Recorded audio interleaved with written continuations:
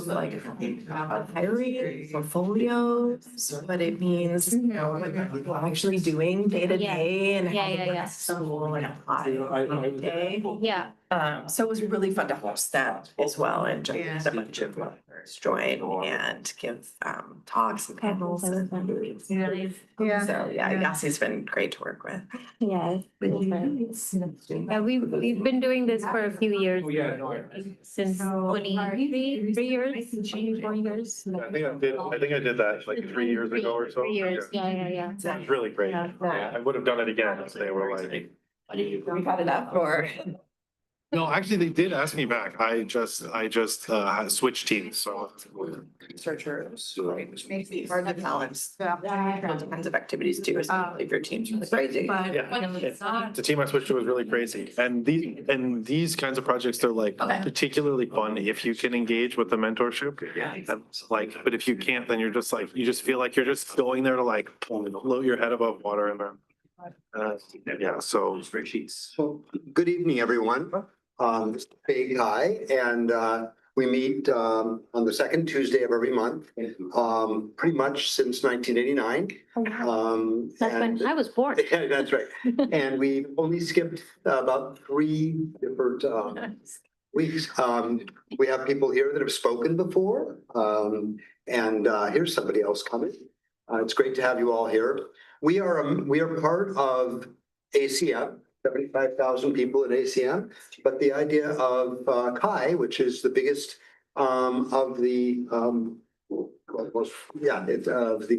six. Yes. Surprising, because I always think of SIGGRAPH as being gigantic. But anyway, we are the biggest, and this is our Bay Area footprint. And we've had everybody speak here, from Don Norman to to Bill Atkinson, who is now gone. In any case, what we have to do this evening, though, is we have to think about our organization in our formal way. That is that this is the month that we vote on officers, and if anybody wants to run for an officer, you want to be the chair, the vice chair, the treasurer, we're delighted to entertain that. Raise your hand. We'll probably hand it to you gladly. Unfortunately, it's been kind of Edwin and I and Melissa Aguirre holding down the fort for a while. So we'd love to have other people step in. So I should stop and say, is there anybody interested in stepping up to that? Okay. And that was so many volunteers. So with that said, I think that I just want people to affirm that it's okay for Edwin and I and Melissa to continue in our roles as the officers. Do we have a chair, vice chair, treasurer? All right, thank you. All right, so that's over with. That happens once a year. You got to witness it. And it's now recorded. It's recorded, which is good. But what we also do is on the first Tuesday of the month, we get together at 7. Yeah, 7:30 p.m. I think that shifts around too. Oh no, it's 5:30 p.m. So 5:30 p.m. So that our dear friend Steve Williams can be there. Steve has done all the IT for the last 20 years, so we love him being there. And we talk about a little bit about ourselves.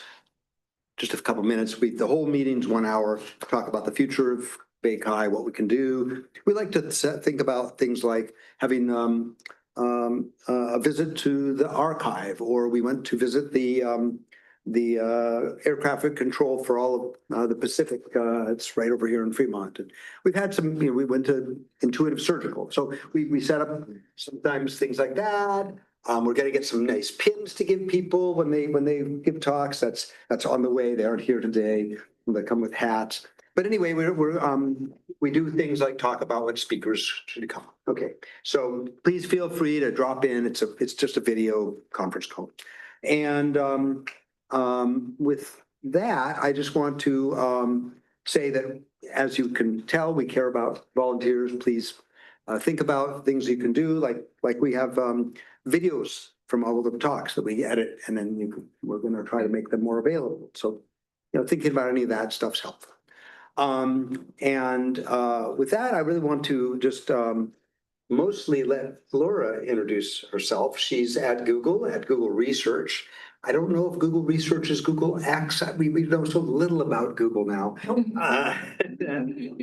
is research really academic, or is it serving all of the different parts of Google and all of that? And so fascinated to learn more about that. I've heard you know something about healthcare. I know you went to Northeastern. I did. It's warmer here than we're at Northeastern in the winter, and so I think I should turn it over to you and introduce yourself. And you've got a slide deck, and at the end of it, we will have time for hangout as long as you are available. But also, you should tell us whether you want people to intrude and ask questions as you go.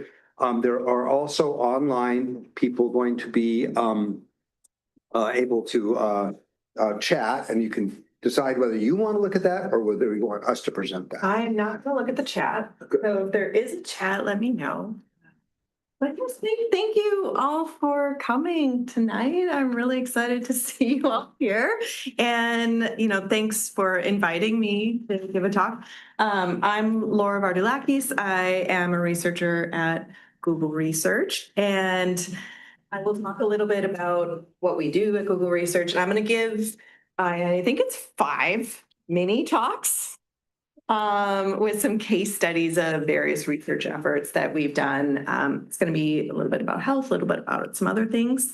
And so if, you know, sometimes it's hard at the end to remember like, oh yeah, in that second example, I had a question. So if you please, I'll pause after each one. If folks have questions about them, you can ask.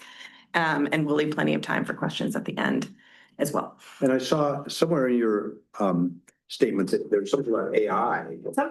Something about AI, yes. So tonight we're going to talk about a challenge I suspect almost everyone in the room has encountered or is actively trying to solve, which is how do we make AI that works and benefits people in the real world? And as an HSAT community, we know, you know, when a model performs flawlessly in the lab, that doesn't always automatically translate to value or safety or utility for the people who end up using it in their everyday lives. So tonight, I'm going to talk about how my collaborators and I at Google Research attempt to bridge that gap by really applying human-centered socio-technical considerations to the research that we do. But before I do get into our research, I do want to say like benchmarks are really essential. These standardized kind of performance metrics, lab-based evaluations, they're really important, and they're kind of operate as a compass. They can tell us if a model's learning, if it's improving, where the technical boundaries lie. And there are many AI benchmarks that people are optimizing for right now, whether it's factuality or medical and health knowledge or mathematical knowledge. Plenty of leaderboards out there. And these benchmarks generally represent well-controlled experiments. They define the model's technical performance under, you know, ideal conditions. They usually represent these clean, kind of frictionless, ideal state universe. But the world in which we live in is actually full of friction. So quick show of hands, maybe. How many people here have built a system, AI or otherwise, that it performed well on paper? You know, maybe you had some emails, maybe you had some benchmarks, everything works great. Maybe you even had lab-based user research, everything's looking great. You release it into the wild or you launch your system, and all of a sudden, you know, there's some issues with performance, or maybe some friction or some user frustration. Anyone ever experience that? Yes. So we know that benchmarks just don't tell the full story when it comes to AI performance. And there are so many other considerations to make when it comes to determining whether an AI is working well or not. Considerations like various user groups, cultural considerations, institutional structures, you know, environmental considerations for where it's being used. So as the more and more we start thinking about those types of things, the more we start getting into taking a socio-technical approach where we're not evaluating the technology, as an isolated tool, but instead is part of a complex, interconnected system. And this framework's been around for a very long time. When you read some of the original work from like the 50s and 60s and 70s, it's really striking how relevant it still is today. And so at Google Research, which is like the R&D arm of the company, our goal is really to drive scientific and technical breakthroughs that's going to benefit the world, advance the scientific community, and power Google's products. So when we're thinking about research, we're often considering not just the technology itself, but the people who are going to be using it, whether that's users or stakeholders, communities, various workflows involved, how the information is flowing through the system, and the environment with which it's being used. So I'm going to share a few case studies from our work, how we do this in various ways, depending upon the research problem. Many of these are health related. That's a big portion of the work that I do, but I'll get into some others as well. And all the work that I'm talking about today has many, many people behind it. So many current and former collaborators, including Lauren, who's here. So if you have like questions or concerns about the work, I will be happy to answer them. If you have kudos about the work, I'll be happy to point you to the people who did a lot of this work. It takes a lot of people to do research like this. So I just want to thank them. I am happy to be here as their representative.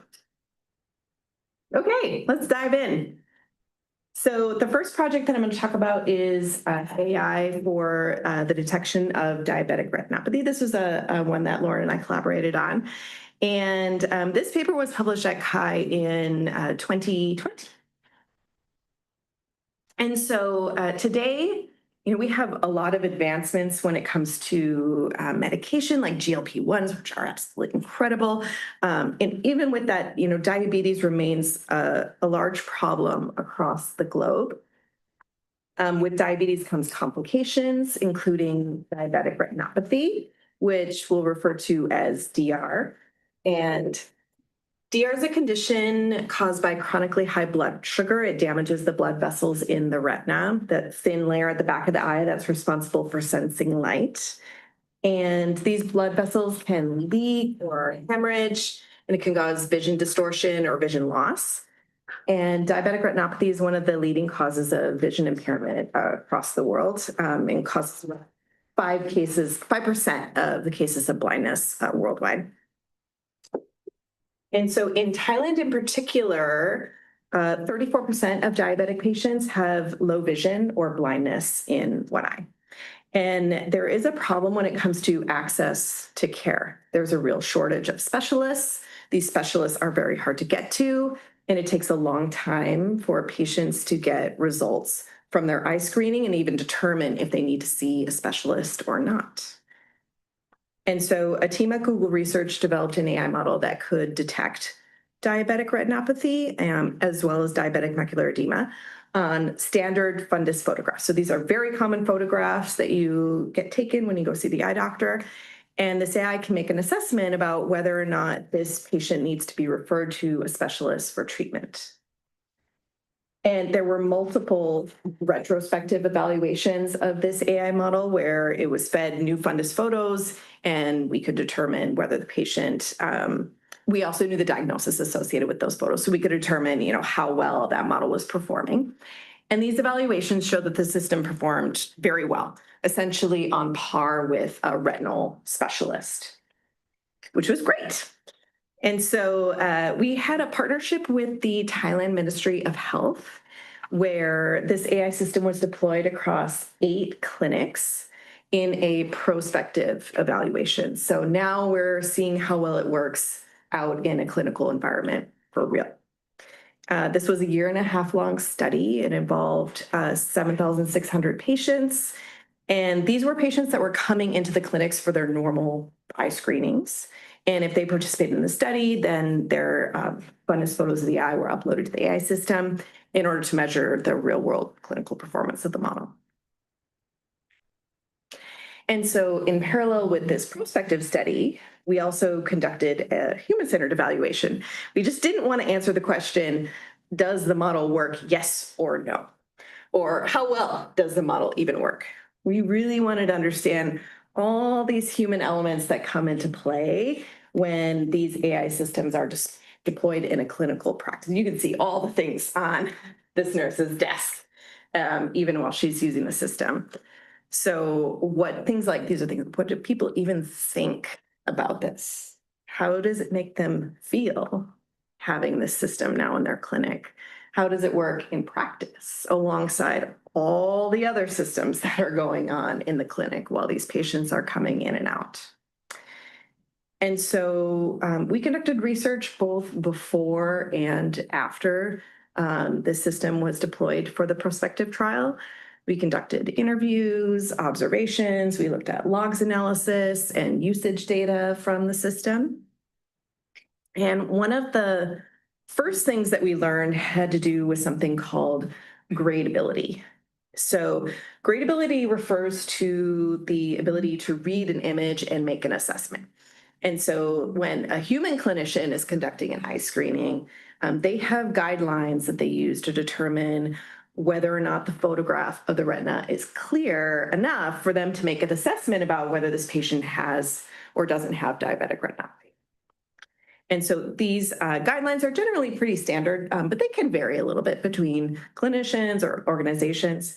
But just like clinicians, the AI model needs to set a threshold for quality features like image blurriness or how dark the image is before it's going to make an assessment about diabetic retinopathy based on that image.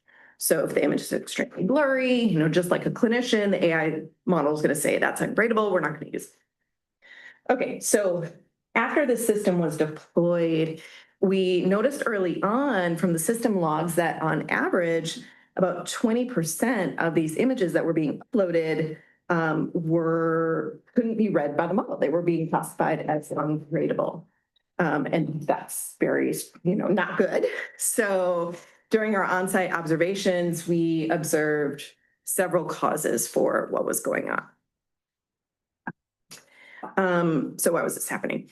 The first thing was there was a really high volume of patients being seen at these clinics, which resulted in really limited time to kind of align the patient to the camera and get a good image of the eye.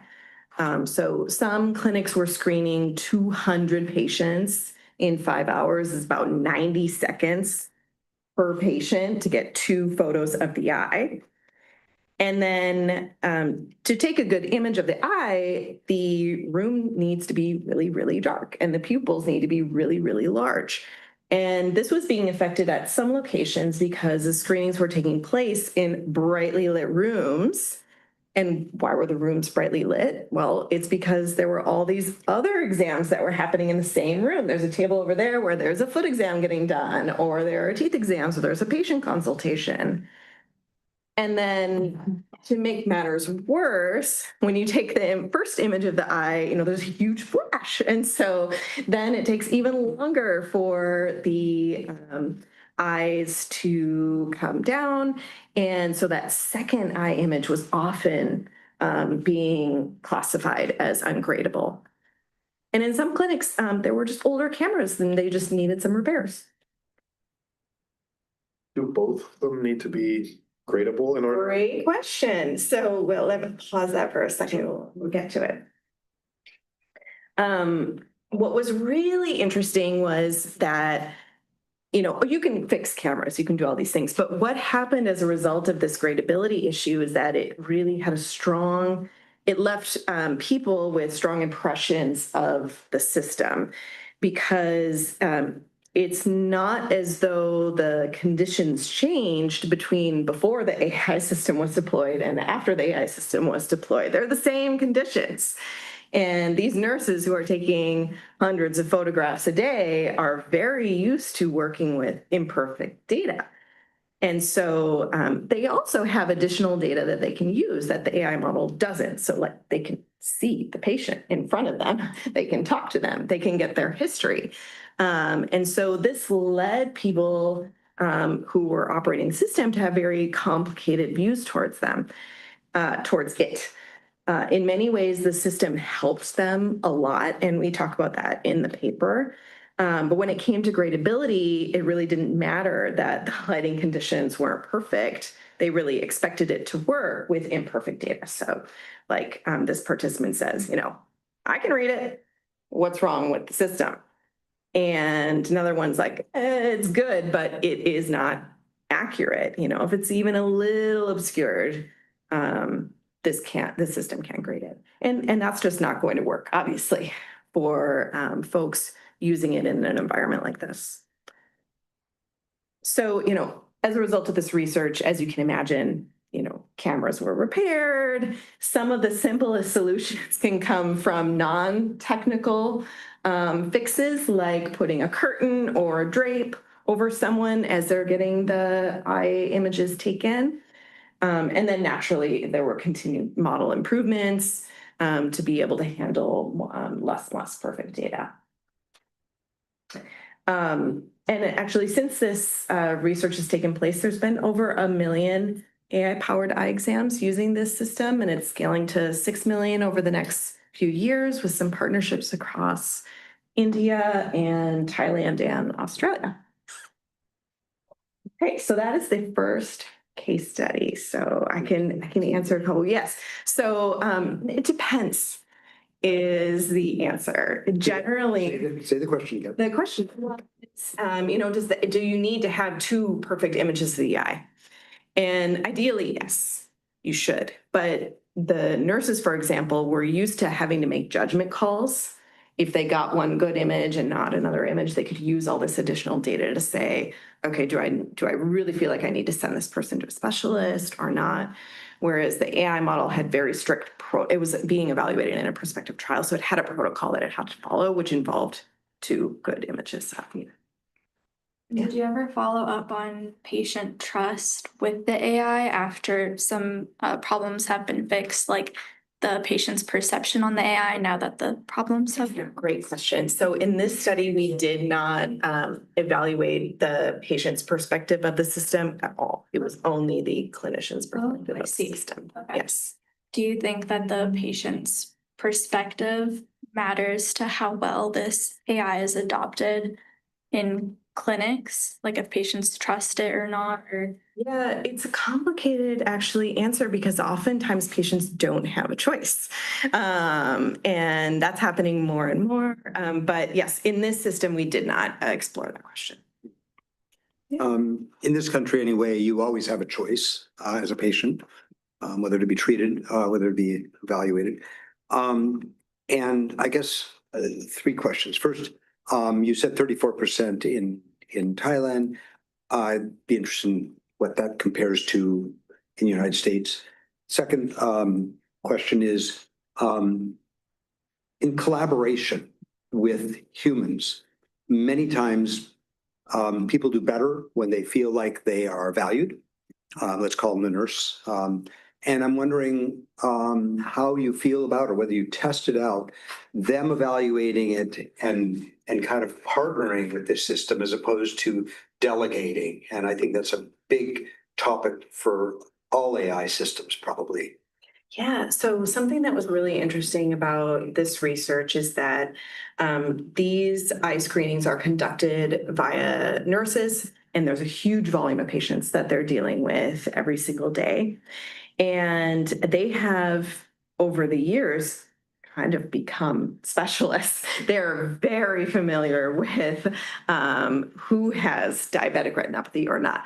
Are they qualified and allowed to make that determination? No, they are not. And so one of the things that was incredibly empowering for these nurses who were using the system is that they would almost use it to test their knowledge.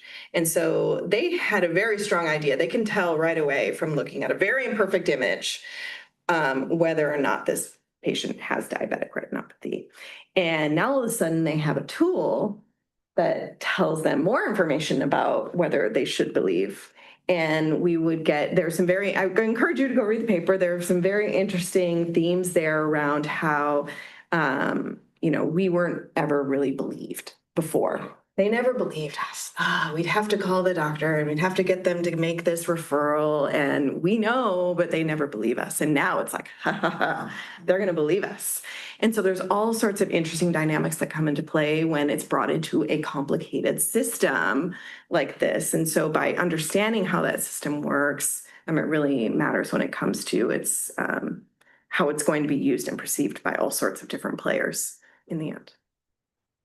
I guess I had one last question there, which is, in terms of, it seems like it's bad, by the time I'm getting that picture taken of my retinopathy, what was supposed to happen before that? So I didn't get it. And do we have, any way to give feedback?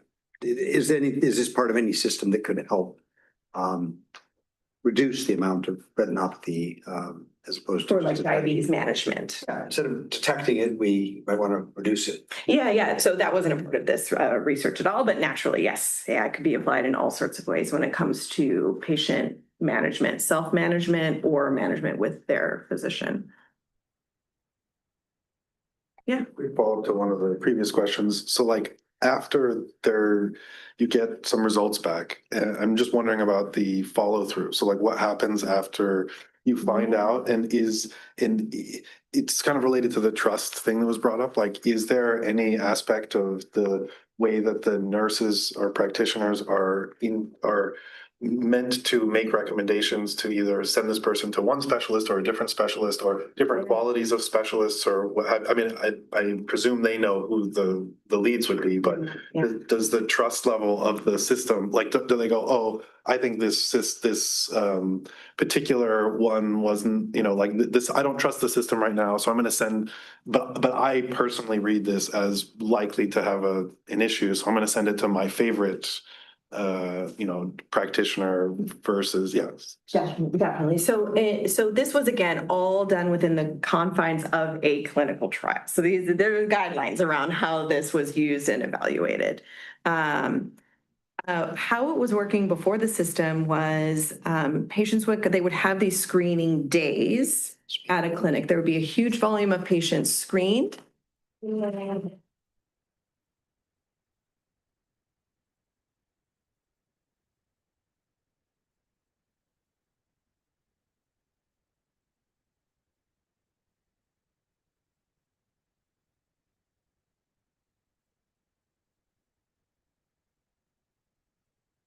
This person, you're clear, you're good. At this point, the patients aren't there anymore. They're not in the hospital. And so now you have to go track down this person. You hope that even if they need a referral, there's no real guarantee you're going to connect with them again and get them that referral. That's one thing. The other thing is that a referral to a specialist at some of these locations can take an entire day, 6+ days wages cost to even then get assessed. So there's all sorts of considerations around, like, do I want to just, like, it's on the border? Do I want to send this patient? Do I not? Many considerations on this. So for this prospective trial, the kind of change was you got right there a decision about whether you should see a specialist or not. Do you find that the people who are recommending a specialist would potentially have more confidence in recommending a specialist because they have the confirmation of there's a system that's also saying that my suspicion that there's something might be here is true? Or yeah, I mean, it's not exactly because it's on par with what a clinician would assess, and so they generally don't doubt their assessments, but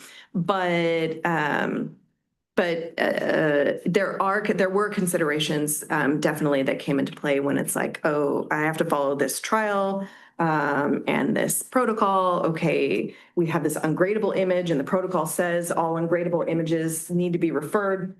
I know that this person shouldn't be referred. Do I have to require them to spend an entire day and all these wages to, like, get referred? So many things that this research also uncovered that then led to some modifications for even the protocol for how this thing should be evaluated. And because if you don't take those into consideration, you're going to have a very long clinical trial with a lot of pain.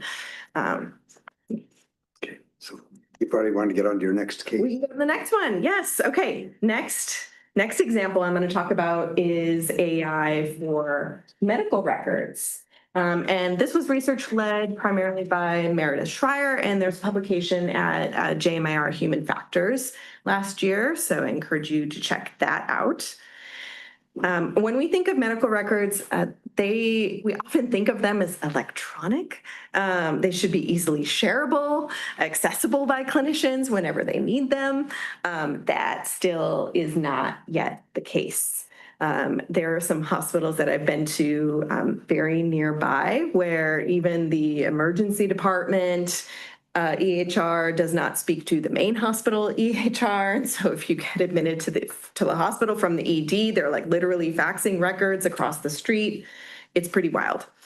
And it's also really amazing how much data when it comes to medical records just gets PDF'd and then like set aside and forgotten somewhere, and it's completely inaccessible. So a great use of AI is for searching and summarizing things. This is true for consumers, and it's also true for clinicians. Both searching health data and summarizing health data can be really important tasks for doctors when they're trying to understand a patient's health history, and really important information that may guide treatment decisions. And so the searching and summarization features are things that we have built. These are available to cloud healthcare customers where cloud customers can create kind of their own bespoke applications in order to search and summarize their data. But we really wanted to work with a partner to determine, okay, if these systems are available to clinicians, how does that work in clinical practice? Does it help them? Do they think it improves patient care? Do they think it impedes? What goes on? So we worked with Meditech, which is the third largest EHR vendor in the United States. They integrated search and summarization features into their EHR, and they deployed this at a medical center in Wisconsin. And over the course of 5 months, we worked with their clinicians there, both before and after they got access to these AI features. We interviewed them, we conducted on-site observations to see how this really worked in practice and what it meant for them. And short answer is clinicians found these tools very, very useful. When we asked how they thought their use of these tools had impacted patient care, saving time is really big. And saving time is like the thing that doctors care about a lot. And so that was notable. But participants also noted the impact on reducing things like waste. Like, I don't have to order this test because I know now, because I was able to find it, that it was done last month. And so that is a really big impact on care. They also noted that it can reduce clinician stress, which we all love it when our doctors are less stressed. And when they're working with systems that aren't easy to use or worse, just very frustrating to use day in, day out, that can be really, really stressful for physicians. So that was really great to see. And we went into really task-specific things that doctors do a lot with their EHRs, which is things like, I need to find a specific document from the record, like whether or not they signed this consent form, or I need to look for a specific lab result or an imaging report. And I know you can't read these tiny, tiny letters on the screen, but these are various tasks they might do. And the light purple is how helpful their EHR was in completing these tasks before they got access to the AI search and summarization features, and the dark purple is afterwards. And they reported that it helped them a lot. And this help really contributed to a lot of the perceived time savings that it gave them. And this was really across clinical roles. People found it really easy to find information fast.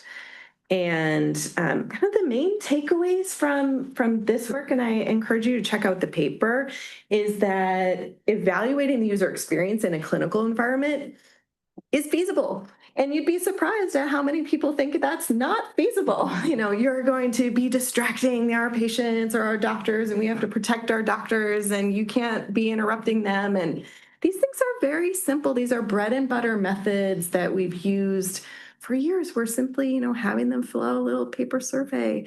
doesn't take very long. We just kind of shoulder surf them while they're working. It's not very intrusive. People were happy to sign up for interviews and talk to Meredith about their experience. And so one of the contributions of this paper is just, kind of this toolkit of, okay, the more and more that we see AI going into the clinic, we believe, the higher the expectations are going to become for what that user experience is going to need to entail. And we're going to need to start ensuring that it's meeting that bar. And if we want to do that, we're going to have to evaluate before and after whether it's working. And so this paper includes a little bit of a program for how to do that work and shows that it's feasible. Okay, I'll pause here for any questions about this work. Yeah, Dan. As you know, one of the things that happens with AI systems is they create time savings, but then that time savings is consumed. Nobody's going golfing. Right, exactly. So what was your observation from this kind of time saving? Did they really get more time? Yeah. So we did not, I have to acknowledge, we did not get out the stopwatch also in this. So this was perceived time savings, which is still very valuable. So this was more of a feeling measurement. Like, I feel like this is just, my life is easier using this system, which is valuable in and of itself, whether or not it was actually saving them time. We didn't do any measurements like reduced clinical errors that they were making, or like actual reduced waste, like test orders and things like that. Those measures were all perceptions of Perceptions of the system. Yep, for sure. I have a question. So when you parse PDFs and all the other documents, including audio recordings, which doctors use quite often. Yes. And it goes to some kind of a, file, potentially converted to text. In medical systems, certain things, small things could be fatal. Mm-hmm. So what was the accuracy of all those? A human reading and interpreting that versus the AI summarizing it? What was the delta between the two? Yeah, it's a little bit complicated because the before system sometimes didn't even have access to this data, or they wouldn't have even had access to it at all. And so before they're using this system, if you ask them to complete some of these tasks, they're looking at a set of data that's much smaller.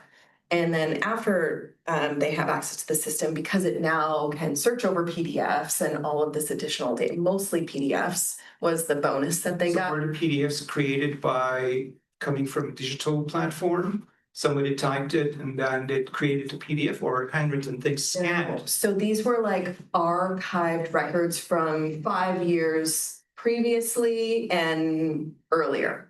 So at some points, oftentimes EHR systems will just like checkpoint their system, and they're like, we're upgrading everything before 2017 is now been like PDF'd and on a G drive somewhere. Were they scanned PDFs, like handwritten stuff?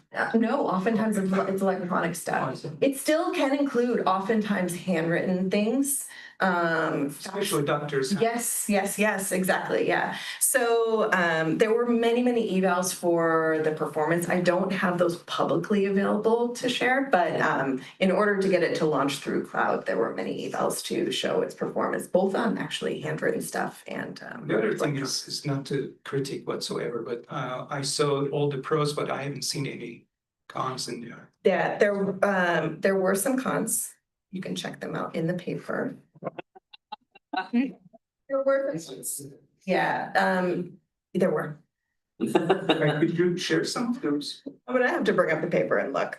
Whatever you remember. Yeah, I'll have to look. As an example, training, was there some training involved for these people to use this? Lightweight, actually, less than you would think. So the system generally replaced their search. They had a search bar in their experience before, which was very sensitive to specific keywords. If you mistyped something, if you used an abbreviation, you would get nothing back. So the training was more of the sense that, okay, the search bar has been replaced And now you can just search like you would use Google search or some other search experience. And so when they searched, they then, I should clarify too, previously the search, it was very sensitive and it was more like a navigational tool you would see maybe some, if you're searching for a lab result and the result that was done, maybe you get some information drop in the drop down, but mostly you would be navigating to the labs tab and then it would take you right to the result. So it was more navigational in nature.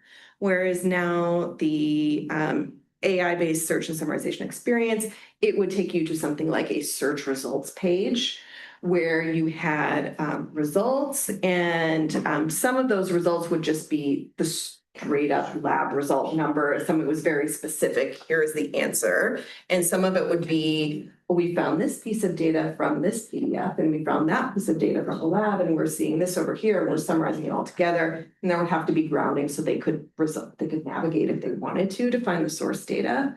But it made it much easier for them to actually find it. And it included additional data that they didn't have access to before. So it's not a very fair comparison.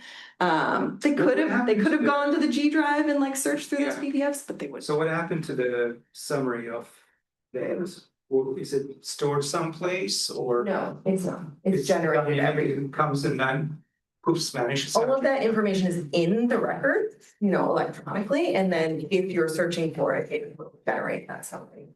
Yes. Regenerated. So for 75 cents or. No, it's all, it's all within the record. Here's a question. No, I'm actually trying to get a camera over here. Oh, Okay. there's also a question on Zoom. There was a question that popped up about HIPAA concerns. Okay. Please, yeah, well, please move on if you'd like. But if you turn on your camera, it'll be helpful to us. Sure, let me see. I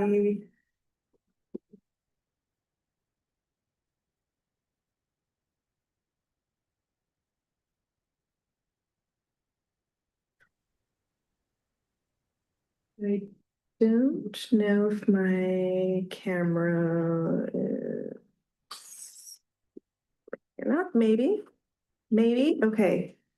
Maybe I think I have the camera working. Okay, was there a live question or a question from the? I know you couldn't remember specifics or any other specifics about the cons, but do you think that you can accurately represent from your own impressions whether overall the pros outweigh the cons? Oh, for sure. Okay. For sure. A very positive experience for these clinicians overall, yes. And I did like papers linked there. Please go check it out. Good stuff. If you as a researcher were curious about other things that weren't explored in this study, for example, you mentioned that you didn't study if the new tool reduced clinical errors, is that correct? If you wanted to explore that further, would you be able to, or is it kind of just like once this project is done, you move on to the next thing and the case is closed? I mean, for like how we generally decide how we're going to do our research, it depends. Yeah, it depends. It depends. So for the research questions we had together with Meditech and the Bluff Medical Center, we were looking at measuring the experience. So it was not scoped to evaluating, clinical error rates or anything. There are very established methods for doing that, and we absolutely could have done that if we had that goal. But our work was really around the user experience. How do you choose who to partner with? Like, how did you choose to partner with Medit? Is that? Long conversation, probably out of scope for this. Yeah. So you had a few more case studies you want to get to. Yes. All right. The next one I'm going to talk about is AI for dermatology. And thank you. This was led primarily by Rory Sayers, and there was a presentation at CHI last year on this. So Google receives many skin-related queries every year. And when a skin issue occurs, the majority of people do turn to online search first, but they often have a hard time finding the information that they need. And so there was a team in Google Research that started to explore if they could apply Google's core competencies of image recognition to the world of dermatology. And indeed, they could. But one really important thing that they noticed along the way is that dermatology data sets used for training, and this is both in medical school textbooks and training for AI, they generally show dermatology conditions on light-colored skin. And so, as you can imagine, if we create an experience that only works for some people, that would be a terrible failure on our part.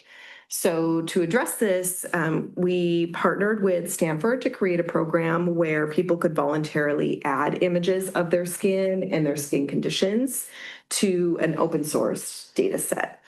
And we also sourced images from this data set from across the web, even using Google Ads, to invite people to participate in this open source data set and upload images to this data set. And this set was open source last year. It's called the Skin Data Set, and you can check it out on GitHub. It has over 10,000 images of recent onset dermatology conditions across a spectrum of skin tones and body parts. And the team wrote a paper describing the process they used for creating this data set using crowdsourcing, which you can imagine could go really wrong really fast. And it didn't. It was really interesting work. But okay, so now we have this data set. We have this great ability to make a classifier that works, but what happens when people experience it? Now you can take a photo of your skin, you can receive some information, like how does that land with people? Can they understand the results? Do they have more questions? How does it work in practice? What do their doctors think about it? There's all these questions around how this would actually get deployed in the world. And so Rory explored this with a functional prototype that guided people through taking some images of their skin, some questions about it, gave them some results. They could dive into those results. And he conducted a study which was mixed methods, interviews, observations, had a little bit of usability-esque related things with 110 people. And before the patients even use this app, we really wanted to understand, what do they even expect to get from this app? And so, not surprisingly, people are very interested in treatment for their problem. These were all people who are about to see their dermatologist, and they're very interested in, like, how do I solve this problem? Both for the problem that they're experiencing acutely and also preventative treatments. Like, am I supposed to wear more sunscreen? Am I supposed to be washing my face more? What am I supposed to be doing to prevent these things? They also naturally wanted some possible diagnoses. Some of them wanted like the definitive diagnoses, and others were not so set on that. We're fine with like a set of possible things that might be going on. They expected information around the severity of the issue. Like, do I need to see a doctor right now?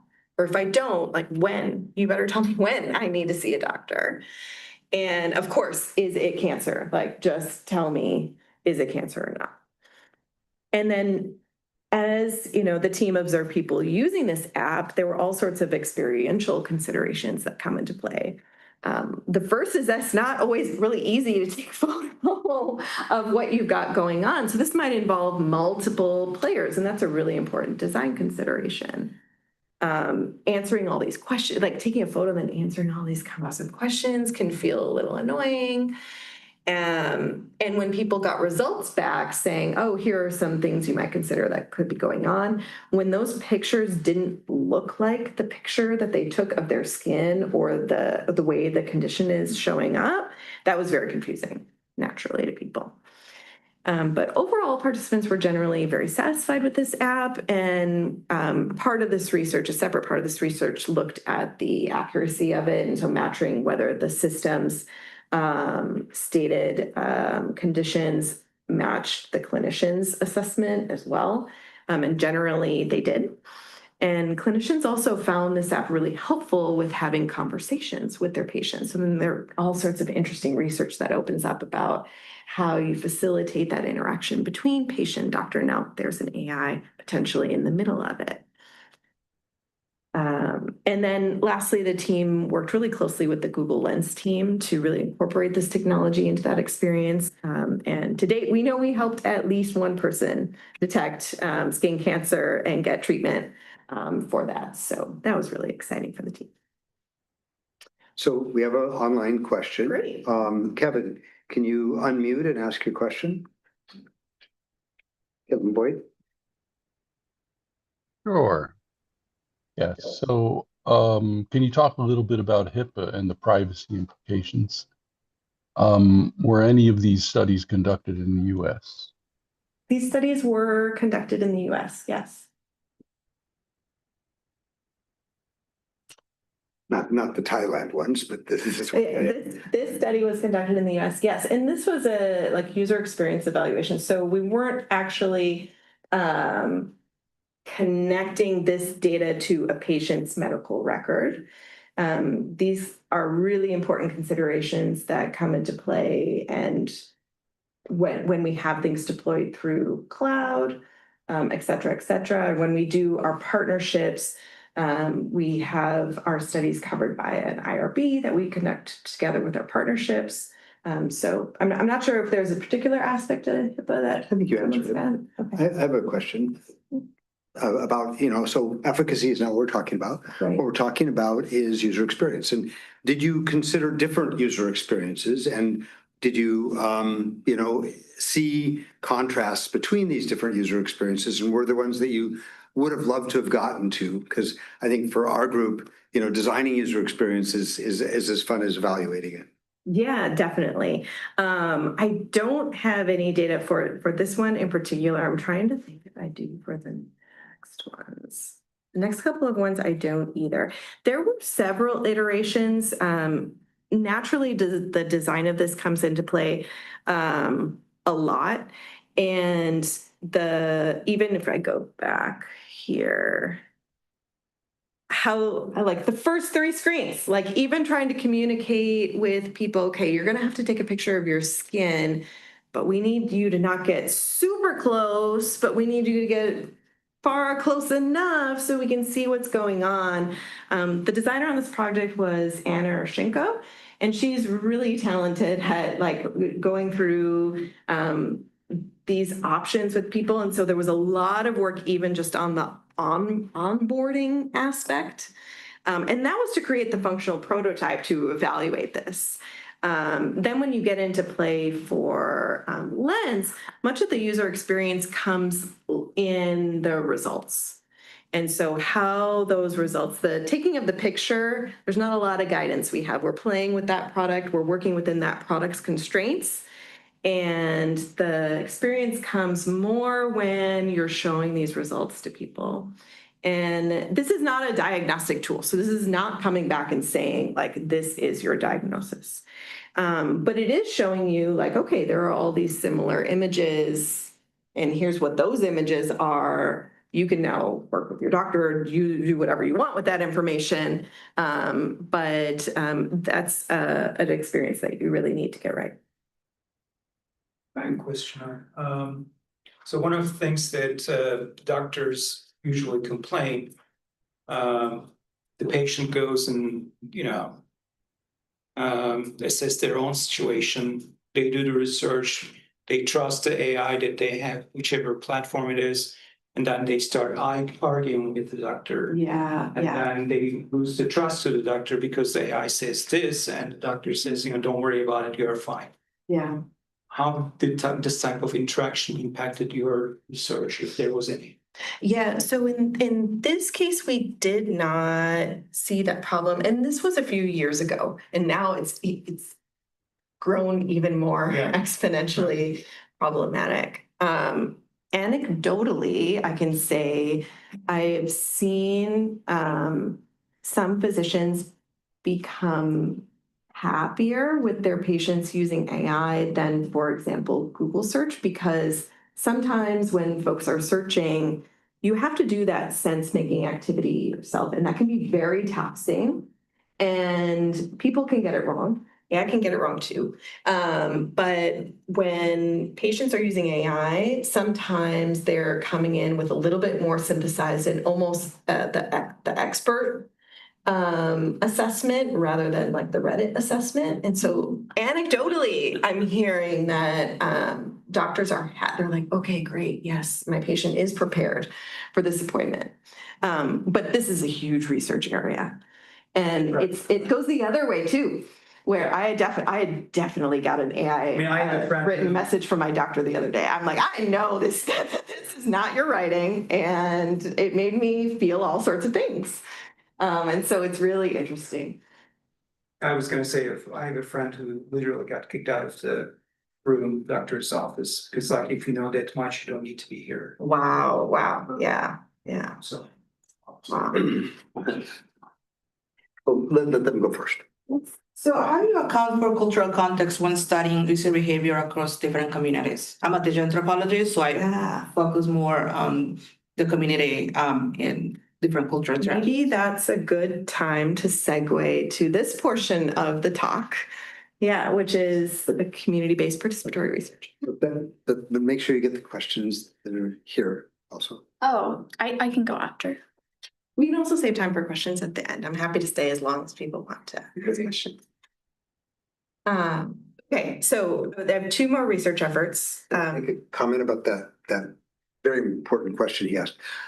A decade ago or so, I was working with doctors, and when you said, people coming in with that printout of their Google search, they all went, oh, right? Because it was extra work for them, and people went off the rails in 100 ways.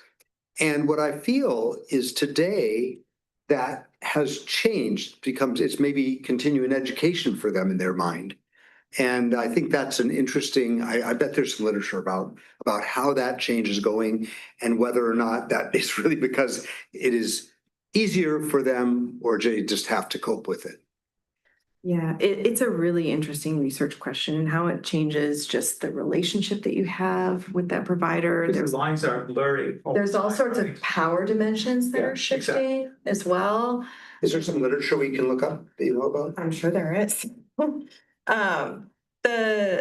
The other thing that's really interesting too is that I'll just say, the doctors are actually using AI more. There's very advanced tools. One of them is called Open Evidence, where physicians also cannot keep up with all the research. Like, you want the latest guidelines, you didn't learn that in med school. Like, when you went, you have to keep up with all these things, and it's impossible. And so even for their own treatment guidelines, clinical guidelines, these things are evolving all the time. And there are some really wonderful AI tools now that are available for doctors. And so, AI agents is the best. Create your AI agents, like focus on whatever your industry. For example, digital anthropology, AI, virtual spaces.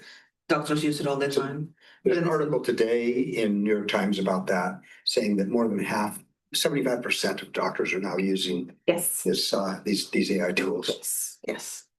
Okay, so two more research efforts. The first one is exploring Black adults' perspectives on the use of AI in health contexts. And so this goes to some community-based research and how we approach that. So as we've been talking about, AI is transforming healthcare. Yet as this AI transformation is happening, it's really crucial that we explore what the introduction of these tools might mean for people who are already experiencing poor health outcomes or poor treatments within a healthcare system.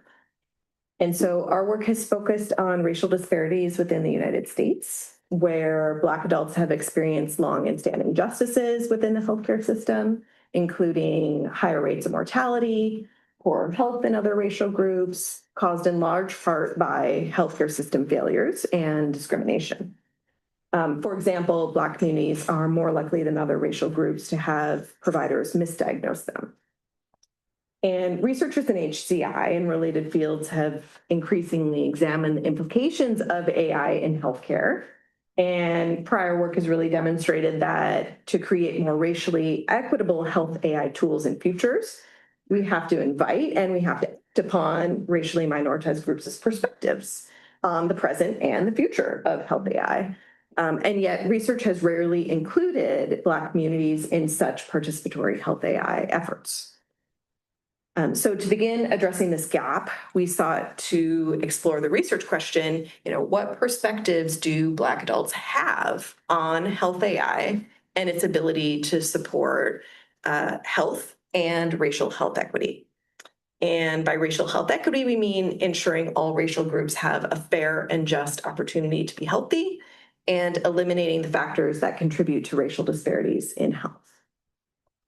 And so our study consisted of a baseline survey followed by a 3-part workshop series.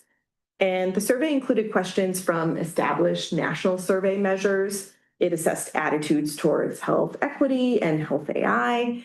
And our survey data was really used to spur dialogue amongst and within our workshops and help contextualize our participants' perspectives by understanding how their outlook compared to a broader population. And the workshops focused on exploring participants' perspectives on the use of AI in various health contexts and for addressing health inequities in communities. So we had 18 Black adults from Southeastern United States. They ranged in age, gender, and their prior use of AI. And our findings really speak to the varied perspectives that participants had regarding health AI, which was really rooted in a desire for health equity. So to begin with, our participants felt strongly that the issues of bias and equity are essential areas for focus of health and medicine. And they did so much more so than the national sample reported. So when we asked how much of a problem is bias and unfair treatment in health or medicine based on a patient's race or ethnicity, 83% reported that this is a major problem, and that's compared to 35% nationally. And 100% of our participants strongly agreed that advancing health equity should be a central value in society. Specifically, all of our participants said that our society needs to do more to make sure everyone has a fair and just opportunity to be healthy, compared to just 41% nationally. And our findings speak to the participants' attitudes regarding health, regarding AI's ability to go just beyond advancing health to also advancing health equity. And our participants expected that AI would make things better, and they did so at higher rates than previous national research had shown. So the other interesting thing, though, is the extent to their optimism varied depending upon the context. So most participants in our study believed that AI would improve the fairness of health treatments for patients across all races and ethnicities, whereas the national sample is more inclined to believe that AI wouldn't make a difference in this regard. But at the same time, nearly a third of our participants felt that AI would not make much of a difference or even cause further racial disparities. And so these findings really begin to convey the mix of health AI optimism and concern held amongst our participants. And people in our study were even more divided about whether AI would make the quality of healthcare better or worse for Black people in America, though they were more optimistic than the general population. And so when we held our focus groups, our findings really shed light on these nuanced perspectives that our participants held regarding the opportunities and the limitations of AI for countering structural barriers. For example, several participants described personal experiences they had receiving ineffective care. Multiple participants detailed, physical suffering that they endured while they waited for providers to believe that they were in pain and then address their needs. For example, P14 described how doctors dismissed and really ignored his expressions of excruciating pain for hours. It was only when they received medical imaging that they were like, oh, okay, they believed that he was in pain and they gave him pain medication he critically needed. Participants also describe in detail how they see medical biases negatively impacting their communities. For example, participant 8 described, prejudice that she as a Black woman faced in the healthcare system compared to her white counterparts. These biases that can lead providers to presume that she has a substance abuse problem or disbelieving that she has an injury or an actual ailment. And indeed, extensive prior work has documented the prejudices and the biases that Black communities disproportionately experience in the US healthcare system. And so when we're considering these structural barriers, the disproportionate experience of racial biases and ineffective care in Black communities, our participants expressed optimism that health AI might help address some of these inequities.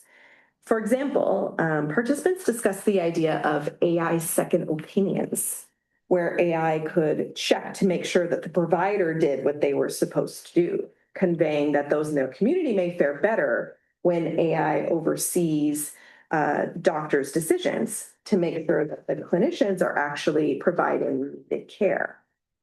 And while discussions of AI's ethical integration into healthcare often emphasizes provider oversight of AI, our participants really flip this model around, considering the value of AI overseeing a provider in what they considered an untrustworthy healthcare system.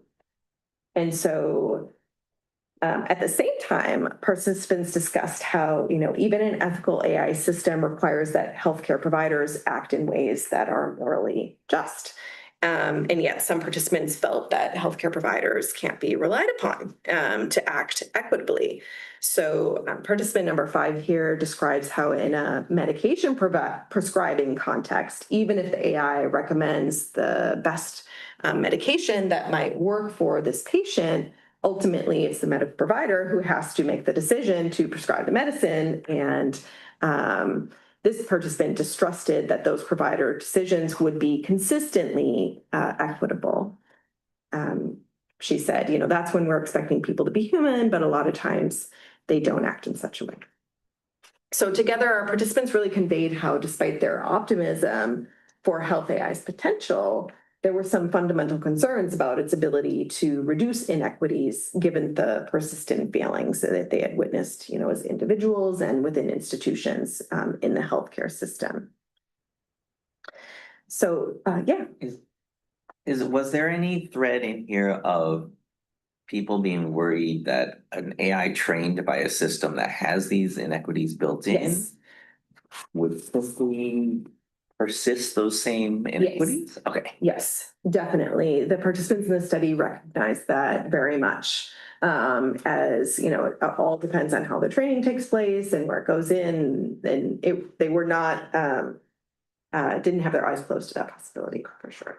That was sort of related, Paula. Do you think that were they concerned over, do you think that there was an interaction effect of like the pairing between the practitioner and the patient's ethnicity? So like if I'm put in a scenario where my doctor is the same ethnicity as me, my trust evaluations may be very different. If that's the context, then if it's not. Yes, that definitely came up in our workshops, and there has also been prior research that has discussed the racial concordance and trust amongst providers and patients too.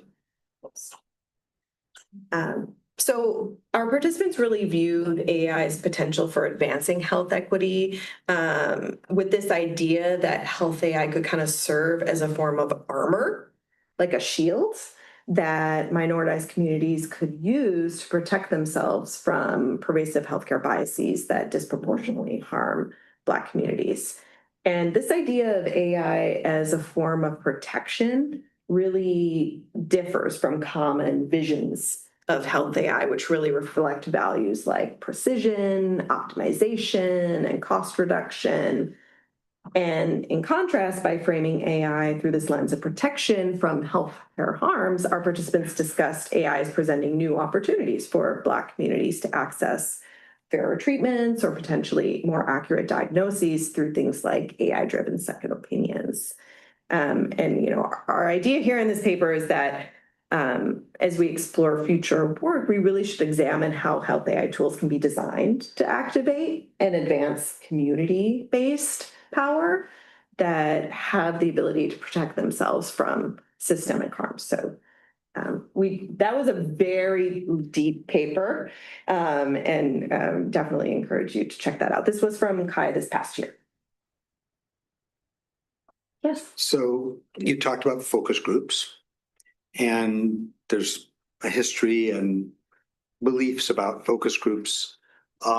Were people in the same room and seeing how other people felt about it, or during the focus group?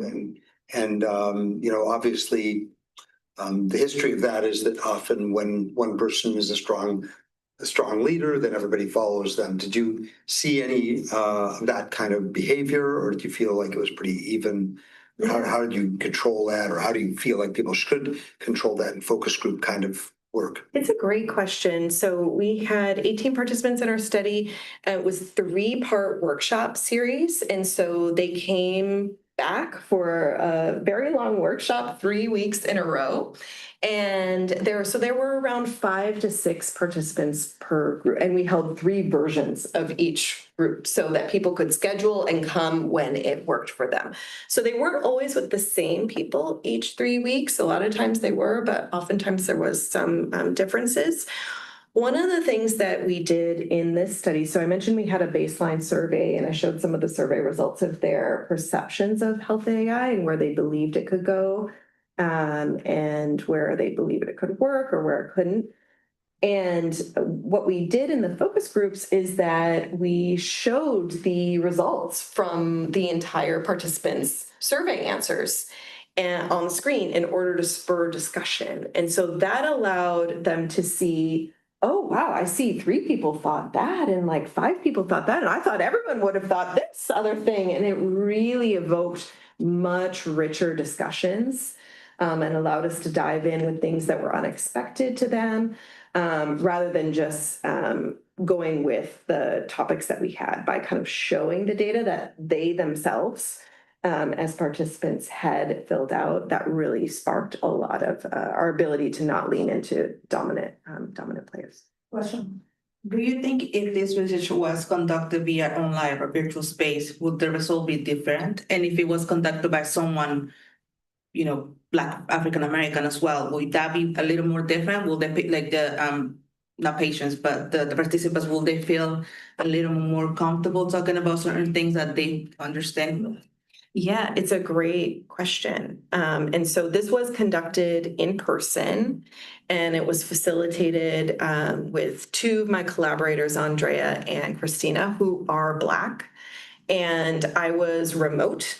And I think that had, definitely a big impact on people's comfort level and ability to be free with their community and discuss these harms and be much more open. I can't say how it would have turned out differently if it was conducted online, but all of these workshops were conducted in person. The other thing was my Ted's question is, it sounds like people were grounding their comments in their actual experiences, their lived experience. These were lived experiences, yes. So it's not, so attitudes are quite different from lived experience. For sure, for sure.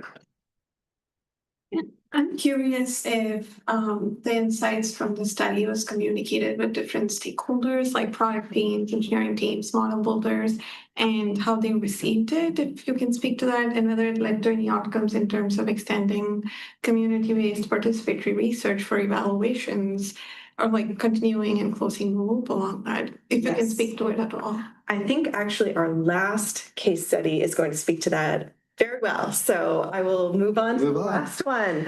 Okay, the last project I'm going to talk about is called Elevate Black Voices. This was research that was led by Courtney Heldred. And there is also a paper in Frontiers that you can check out, and a couple of more that are in review right now. So hopefully more that you can check out. Okay, so this research has to do with automatic speech recognition systems. So we have all been giving commands to our phones and our smart speakers, and we know how helpful it is when these interactions go right. And we know how incredibly frustrating it is when these interactions go wrong.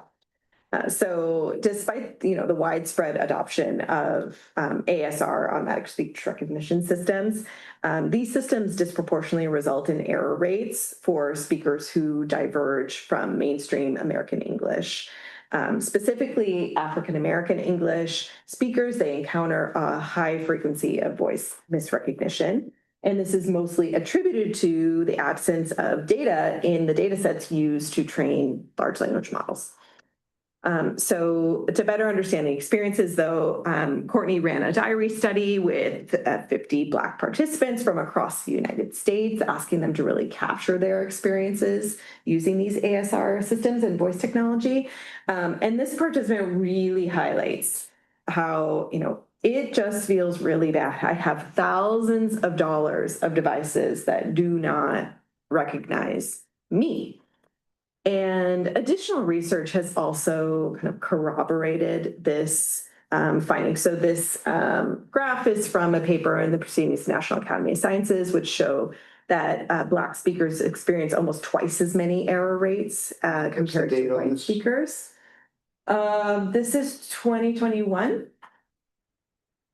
And Courtney also published a paper in Frontiers really highlighting that this experience leads people to feel othered by voice technology. It really reinforces existing disparities, feelings of exclusion. And as a result, people often are forced to change the way they speak. This is called linguistic accommodation or code switching at higher rates than other speakers. And so there are several challenges when it comes to improving Google's products that current in-product data doesn't get us there. The first thing is that we don't have enough natural speech. People are all changing the way they speak in order to be understood by the system. And so you're getting unaccommodated speech. So that's a problem. And even where it is available, AAV data, it's really difficult to leverage. Self-ID is very delicate. User profiling is excluded. There are the absence of comparable data sets. Also, transcriptions of AAV data are also very, very errorful, and they're less valuable than for model training.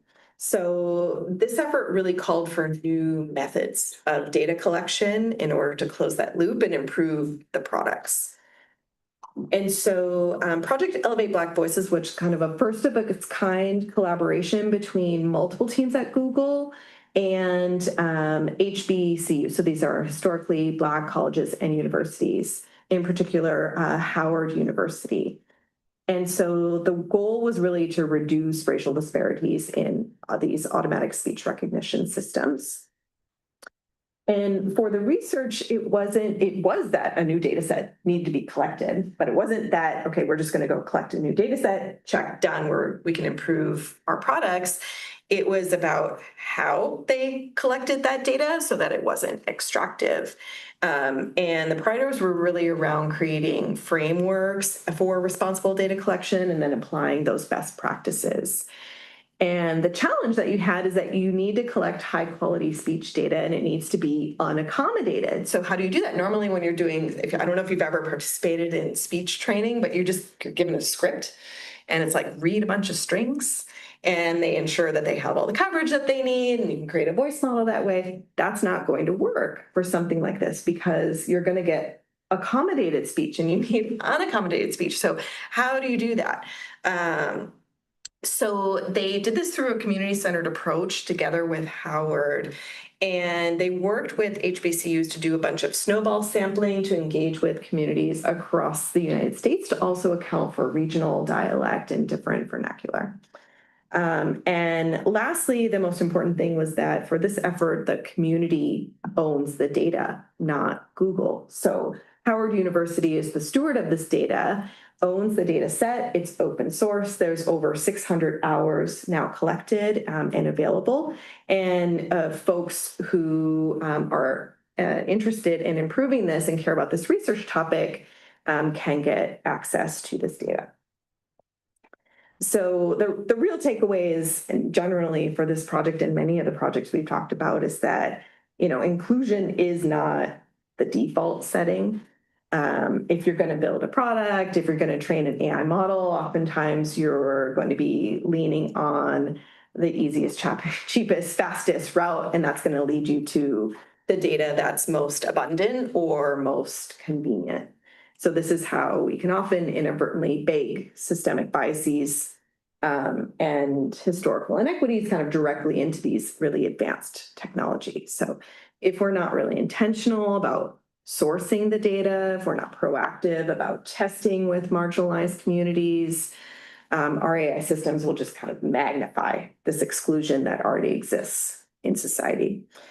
So investing in this type of research is not like a nice to have or like a final step that we bolt on. It's really a foundational principle for the innovation that we do and a priority for Google research. So that was my last effort. I will just say thank you. Yes, you had a question. So you said like, it can be hard to collect the data in a natural way because usually people would just handle them over some script to let them read it. So I was wondering, in your study, how did you collect data in a like more natural way? Did you lead them to talk in conversations or to, I don't know, like free speech? How did that work? Yeah, so it was a mix of those things. So it was not scripted speech, but Courtney and the team worked with Howard to design some prompts that people could take where it's like, answer this question and answer it naturally. And so the design of those prompts is a really interesting research question and design problem in and of itself. And that took a long time. There's a paper under review for that. So hopefully you can read more details about it soon. But essentially you don't want to have prompts that cause people to go down, relive traumas. That would be bad and not a good experience. But you do want these prompts to be open enough so that they're going to be speaking naturally. And they're also can go in so many different directions so that we handle the coverage problem by getting just enough collected data and getting it enough from enough people across the United States. So really relied on that community approach of snowball sampling from across HBCUs and family and friends, and that stewardship and connection to the project really built trust as well, knowing that it was going to be the community who owned the project and not Google who owned the project, all sorts of things that go in. The design, it's not just about the instructions given to collect that data, and it's not these strings, but like the whole system around the project. Thank you. Quick question. I assume there's thousands of recorded interviews, conversations, like publicly available. So rather than seeking to those, I was wondering why it was a community effort, as you described. Yeah, actually the team found that they did not have public enough data set to improve the models, because they would have used that data to improve the models if they could have, but there was not simply enough. A lot of the public stuff like that, labels, you don't actually know this. I mean, if you go to, I don't know anything about it, so common sense I'm using. If you go to YouTube, there's hundreds of interviews with Black. Well, you don't know where the person is from, what the community is from. I think you may know where the person is from because you know their background, but they're actually from Louisiana. They're interviewed in Detroit, but they're actually from Louisiana. Right. It's the identification problem, so you don't have good labels with data, so you can't trust it. That's the problem. So you don't know the person in YouTube? Okay. I mean, you have a name, you have whatever the person put on there, be completely wrong. And the region's very important because you have these different ISO classes. But we're not talking. It's just unreliable data, and that's not useful for training. But then in that case, this is also extremely biased, right? Because it's one local area. I mean, it defeats what you are saying. No, you just have, this is your talk. Damn. That's right. It was across actually many different regions. So 600 hours. I don't remember how many different people.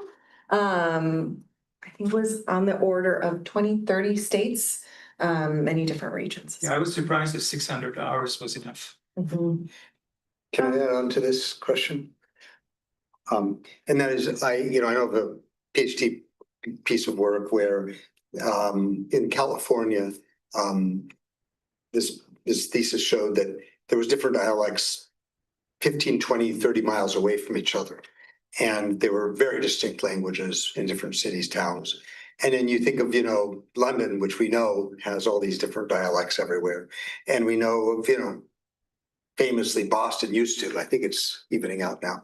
But, do you guys have suggestions He had some suggestions for how to label data or not label data, sanitize or how do we, as we're going forward, and dialects are always changing, how would we suggest creating great systems? One of the things for the labeling of the transcription of these hours was that it was done by a Black-owned transcription service who you could trust to actually transcribe the data in the way that it was being interpreted.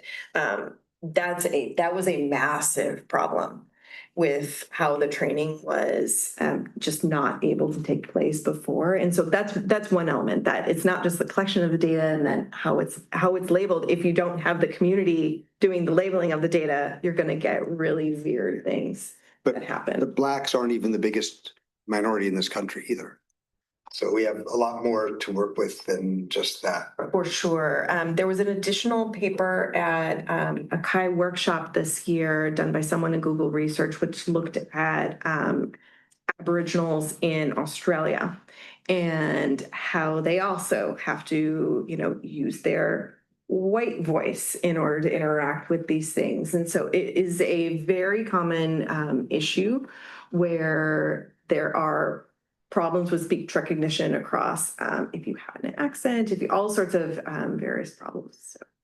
Good question. Finally, Google have amazing research and all the stuff, but this, like when you say go back to research, read a paper, that's more like from academic researcher perspective who have the time and interest in reading 200 or 20 pages.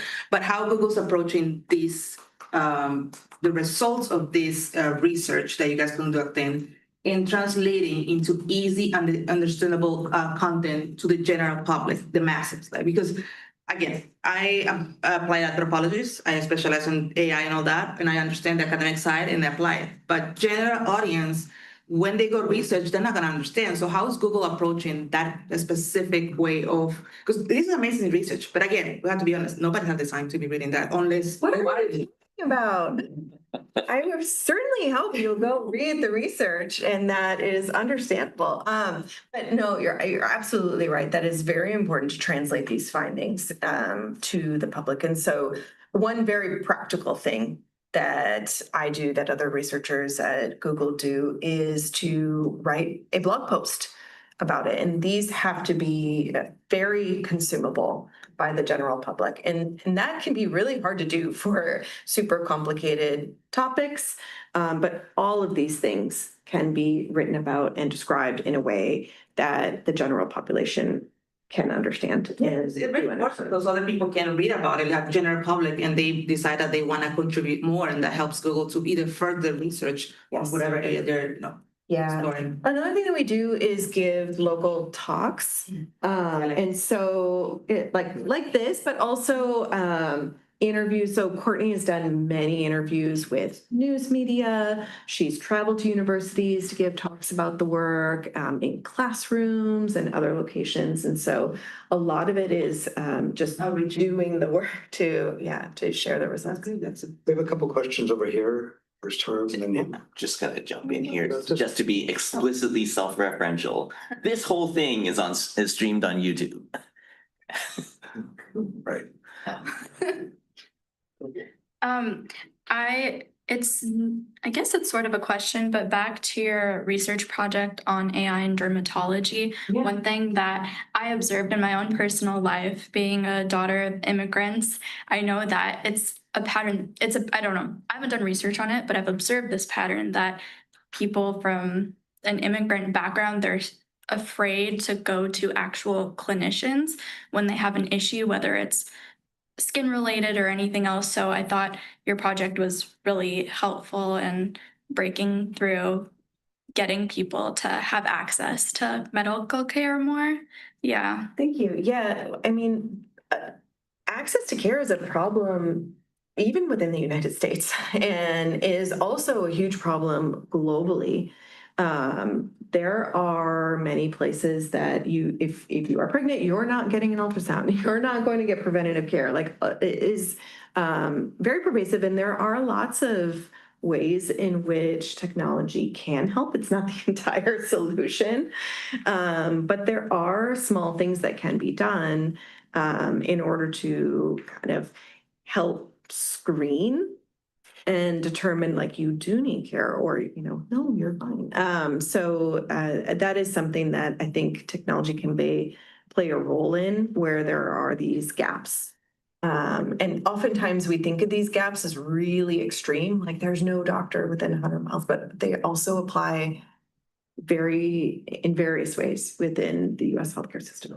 Do people use the dermatology scanning tool for like more sensitive skin issues that are like, I don't know, maybe they're ashamed of? Like, have you looked into that? Are they more comfortable doing the Google Lens and the AI tool then? I have not talked to anyone who has done this, but Google gets billions of skin queries every year. Okay. So yes, you can imagine, yes. The question here, and then Sheila's the next one, and then you. Yeah, sort of a follow-up to some of the previous comments. I'm wondering about the 600 hours and just how far that gets you. Did you notice when that like were these people all pre-screened for having like a very standard African-American English, or did you notice, oh, there's some sub-dialects here, we should make a different model on those things? Was it just one model on the whole group? And Yeah. generally, is 600 hours enough, or do you think that like there's some bigger target to get up to like parity with? Yeah, it's a good question. So I am not part of the engineering team that is doing the model improvement, so I honestly can't answer the question. So yeah, I can't answer it. I'm sorry. But I can tell you that there's a lot of work to get that number way down. Sure, yeah. Yes. I mean, They want to do it with 20 hours. Right. Yeah, that makes a lot of sense. I mean, For obvious reasons. yeah. But you would want to make sure, but that makes it even more important that you have the people that are in the samples that you're selecting are representative, right? Right. Yeah. You had a question? Yeah, for the Black voice subject, I was wondering, like, have you ever taken a look at if there is any age gap or generation gap among the the participants? Because because I'm from China, and in China, so like the generation of my grandparents, they don't speak Mandarin at all. They just speak their local dialects. From my parents' generation, they can speak both the dialect and the Mandarin, but also with some accent. For my generation, I'm ashamed of it, but I cannot speak my dialect perfectly. My mother tongue is Mandarin and such. So I was wondering if there's such like a similar trend for Black voices in the US. Yes, and this is true across many different groups as well. I think like in one of the participants in the study, she's like, oh, it depends on the context. Like, oh, if I'm asking it about Afrobeats or dancehall, I'm going to use that accent. And so there's all these accommodations too that people make depending upon not only like what the topic is, but even if they're talking I know when I talk to my mom, my Minnesota accent comes out. But and she mentioned in particular, she's like, my husband's from Nigeria, forget about it. It never recognizes him. And so also it's not only generational comes into play too, in just how people's accents are formed, but then even their interaction with the people and then the technologies in the mix, then you get all sorts of weird things happening. There was a question here. Yes. I was thinking about the previous work around health AI and how it can be used as an armor. Yeah. There were actually across all of the projects, there were so many parallel threads that I was associating with my dissertation research. So one of the things that came up, so I studied urban accessibility and collecting data at scale and using that data for advocacy, urban policymaking, daily living decisions.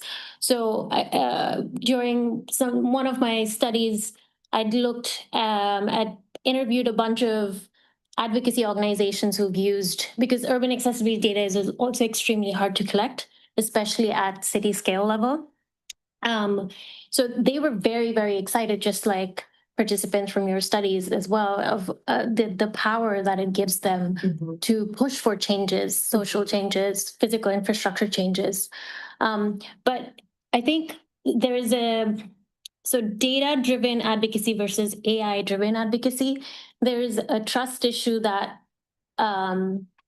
is, I've been sitting with it because people don't yet trust AI fully in that way. They trust, I mean, there are people who don't trust data too, but there's more trust in data than AI as I see it currently. So I was wondering if you've, what's like the next step? Or have you been looking into how you would go about studying that AI-driven advocacy? Because the trust can be a very complicated thing in that space. Yeah, I think what's really interesting is that we do have enough people who have already started to use AI in that way for advocacy purposes, whether it's self-advocacy or their community or on the civic level. And so I do think that the opportunity exists to understand how that's working even right now, because there are folks on the edge who are already who already do trust it and are using it, and you can see where it's working and where it's not. Yeah. I kind of want to broaden out if we can. You have five case studies, and you do a kind of work. Looks like lots of mixed, a lot of ethnographic, a lot of asking things. And I want you to kind of think about what you have to say to researchers that are not in such a, maybe not in a country with 250,000 people, but are trying to do this kind of work. And what are some of the, things that you've learned are either great things to be thinking about or things not to be doing that are common across all of your research or you've learned in your environment, and maybe even also mention what things you might think wouldn't be applicable to other people's environments, if you have any things like that. Just to broaden it out if you can. Yeah, I mean, I think one of the biggest takeaways that I've come across is, especially in the clinical space, like you're really in clinical spaces, these are very complicated. The systems being used by the parties in this space, whether it's clinicians or patients or tertiary users or administrators, are complex. And I know that sometimes the thought is like HCI work just can't be done in this space, or like the only work that I know I saw for a long time were things like almost architecture style studies, like, oh, if we move the nurse's station here, then that's going to allow for more things here. Like you could install some like motion sensors and then study it from afar. But actually, it is feasible to do this type of experiential work, even in these settings. And the methods do need to flex a little bit. It's not the same as inviting people to a usability lab and you have this very structured setup and you're measuring things that way. When you're in a clinical environment, you have to flex a lot. But the core of the research still is the same. Observation is observation, whether you're doing it in a lab or whether you're doing it in a really busy clinic. And so I would just encourage, I hope that the industry will begin to do more of this work. And these things naturally require collaborations which are perfect for HCI. It's a naturally interdisciplinary research area. So the power comes from these really nice collaborations with clinicians, with health systems, with patients, with doctors, with researchers, all working together to kind of understand a problem in a space and design better solutions for it. And when that happens, you get better solutions and you get better experiences. Yeah, my hope is just to show, it sounds really silly, it is feasible, but it is feasible. And I'm hoping that there can be more. So a follow-up question is, can you tell us some stories or examples or take-homes about how, your work interacted with the engineering, the patients, the different players, and some surprises for them or for you in that interaction, and hopefully something positive. Although there's always the other side. Yeah, definitely. I mean, from if we go back to the very first example, which was the diabetic retinopathy problem, these were AI engineers who'd worked very, very hard on the model that they built. They've done these evaluations. Engineers really care that the thing that they built works in the world. And so when it doesn't, it can be really unnerving. And oftentimes there is really strong partnership with UXers, whether it's designers to work on maybe the solution to the problem is actually a design solution rather than an engineering solution, or maybe it's putting a drape over the person's head solution, and we get that through user research. Or maybe it is model improvements because we see all of a sudden a new type of camera being used and we hadn't accounted for that, and we can work together to understand it. And so, things always work better when everyone's involved and really invested in the research. And I've found engineers to care as much about the user experience as user experience people do. And so that's one example of a project where folks are naturally very invested in making sure that this system works, because it wasn't just that it was an AI that had great accuracy. It was that it had, it helped people get care that they needed or not. And that's why people were doing it at the end of the day. And then another follow-up, and I don't want to dominate, but can you tell us an example of a road bump and some, cautionary tale that came up in any of these things? Because sometimes that's where we learn a lot. I'm trying to think of what a good example might be. There's resistance to putting drapes over your head, I'm sure.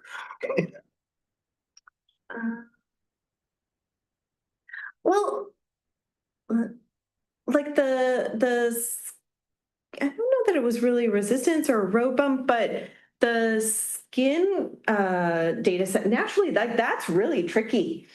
You're crowdsourcing, images of people's skin. You're inviting people to take pictures of their skin. All of that's really tricky. And so I think the designer on that project, Anna, who I mentioned, really understood that a lot. And there were lots of internal testing for is this, do these instructions help people feel, safer doing this, or worse, or better, or not? And so the design iterations around that were not straightforward. If you're just, going around collecting pictures of people's skin, that feels really weird. So that was bumpier than your typical design requirements for, a button in Gmail or something like that. But all also kind of bread and butter UX work with understanding the problem deeply, taking into these considerations, and making sure you really know the problem space before you begin putting pencil to paper, so to speak. A follow-up question. Yes. Did you have any issues with the hospital management or the insurance companies in particular? Because they seem to be always they're overwatching, I'm just curious. Yes. So for hospital management, I haven't encountered that before, from almost a resistance to you can't speak to my doctors. You can't understand them. They are my staff, and we can. So that's definitely, that exists. That challenge exists.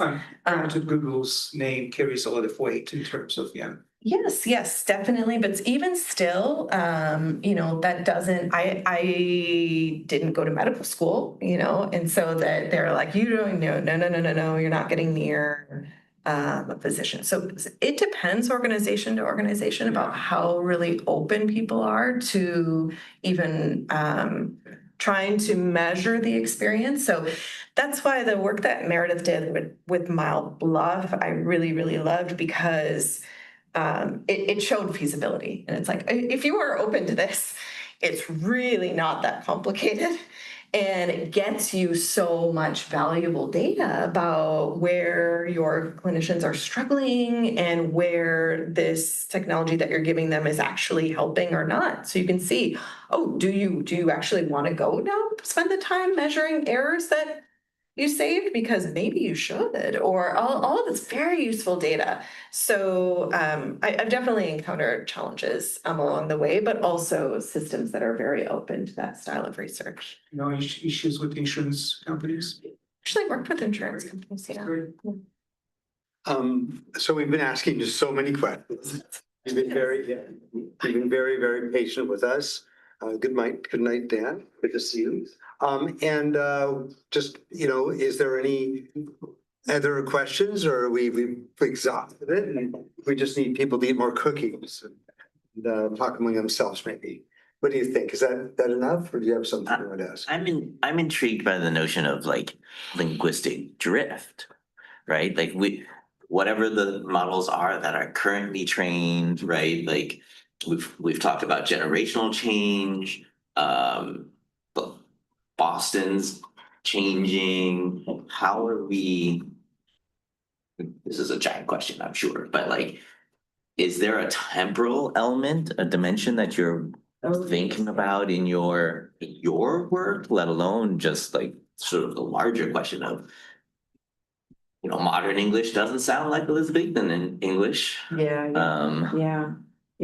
And does this sort of like lock in everyone's got to speak 2020 English, American English to their Alexas for the next decades? It is a really good question. And it's really interesting too. It's not only in voice recognition systems, but also in writing. There's a lot of research around this when it comes to AI generated writing and how that's changing the way other people are writing. And is that going to really hamper creative thinking and all of these skills that come into play with writing? So it's many bigger questions around language and the use of these technologies, whether it's input or output. Yeah, there's a crazy band out there that's like specifically creating music that is not typical in order to like stand out from not being mistaken for AI. Like crazy changing time signatures and syncopations and yeah. So with that, I think that we should probably close the meeting, and people are welcome to spend a few more minutes getting to know each other. It's great to have everybody here. Thank you. Consider joining BayChi. It's a yearly $20 that pays for the IT and the food and other expenses. It's time to raise the price with all the inflation, don't you think? I think that's true. Yeah, that's right. You could buy one cookie for $20, I think. That's right. But the main thing is thank you for your contributions, everyone that has joined. And otherwise, we're going through our legacy of payments. And also consider whether you have somebody that you'd like to hear speak, or if you want to talk about your PhD work. There are two ways that we do that. We do it in our programs. We also have special talks. So if you don't feel like your work is it wants to be a program, we can sometimes have another talk, videotape it, advertise it, and get people to come to it. And we have been considering, and we want to consider more tutorials. I haven't been running any, but we could run workshops or tutorials out of BayChi. We have in the past. We've even gone as far as to pay people to give tutorials and workshops at times. So, for example, another thing we could do is birds of a feather. So Edwin here runs a bird of a feather, people talking about what it's like to be an HCI researcher, looking for jobs as an HCI researcher. But I've often thought that I can't do it, but because I'm running the whole programs right now. But having somebody that really cared about new tools, I would love it if there was a regular meeting where people are showing off new tools, playing with them together, maybe having an expert talk about them. So that is a birds of a feather. One of you might want to co-sponsor. Edwin and I, other people would support you. But that particular one's on my mind. And there's lots of other things one can do. We've had people, you know, one could start one on just AI and user experience. So birds of a feather are another avenue. We meet them, they'd meet, you know, they'd be on our calendar, they'd meet various times. So with that, I think let's end the talk for this evening. And it's good to meet you all. And I hope any of the things we're saying are useful.